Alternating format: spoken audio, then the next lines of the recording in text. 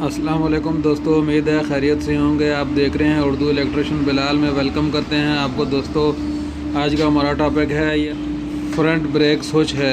अगर हम ये ब्रेक स्विच चेंज करने का आज तरीका सीखेंगे कि इसको ब्रेक स्विच को कैसे लगाते हैं, तो दोस्तों इस वीडियो को लास्ट तक देखते रहिए ताकि आपको पूरी वीडियो की मालूमात मिल सके। दोस्तों शुरू करते हैं वीडियो को। शुरू करने से पहले आपसे छोटी सी रिक्वेस्ट करते हैं कि आपने अगर इस चैनल को सब्सक्राइब नहीं किया तो इस चैनल को सब्सक्राइब कर लें। साथ वाले बेल आइकन पर भी क्लिक करें ताकि नए आने वाली वीडियो आपको वक्त पर मिलती रहे। ये दोस्तों वीडियो को शुरू करते हैं। सबसे पहले दोस्तों ये हमारे पास जो है ये ब्रेक स्विच है।